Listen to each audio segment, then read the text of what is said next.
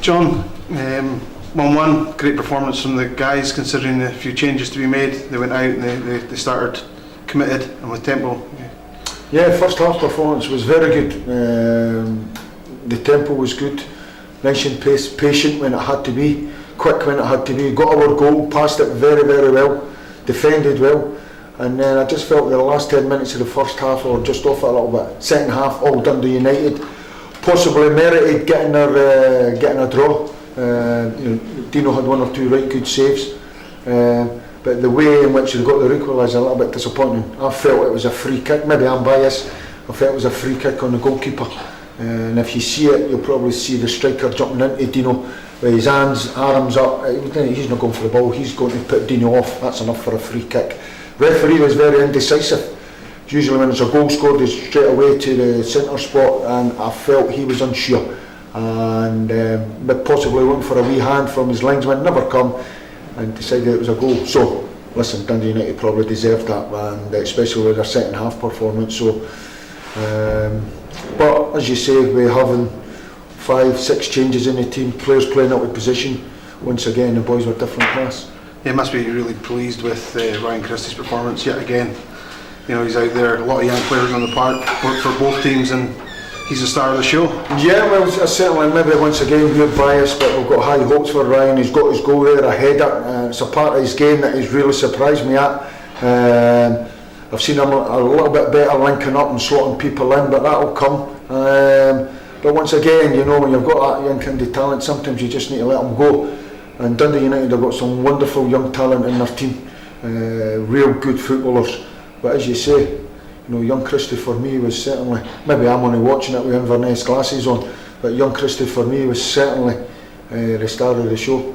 And then of course you had Liam and Nick both come off the bench, another two local guys. Yeah, it's certainly coming, but I keep saying to him, you know, Ryan's now raised the bar. He's in that position where James Vincent plays, Nick can play, Dorrans, Marley, and you know, if he keeps doing and training the way he does, because I have to say that it's his training performances that put him on the pitch, then he'll certainly start to be getting that regular starting spot, and it's up to the rest of them to catch him. That's the way football moves on, and it's great that we're raising the bar from the inside. You know, we're playing against a right good team. Jackie's done a wonderful job at Dundee United. They've got some wonderful kids, play the game properly, and I'm just looking there when he's seen the substitutions coming on. You know, he's got plenty at his disposal.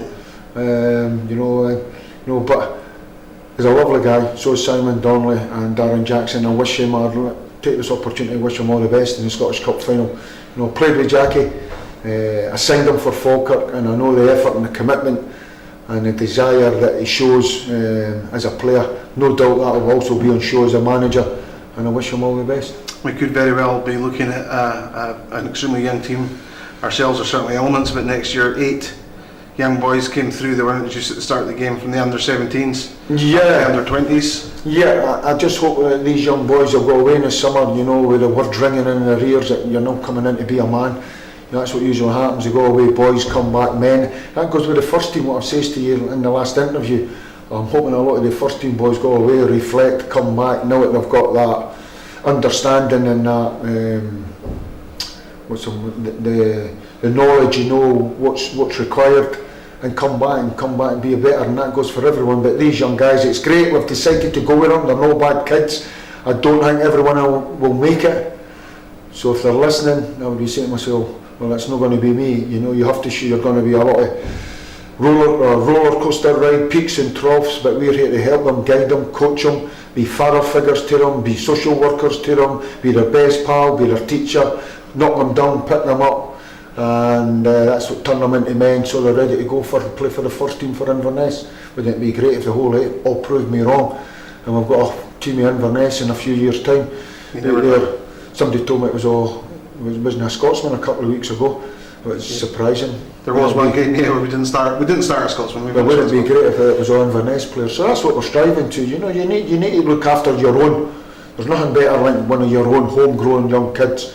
Everybody wants them to do well, especially when they're good lads like what you've said, Paulie and Nick and young Ryan. You know, absolute wonderful people. And well, listen, I'll sum it up. If the rest of them can turn out like these guys, then they've all got a chance. That's great, John. Thank you very much. Okay. Cheers.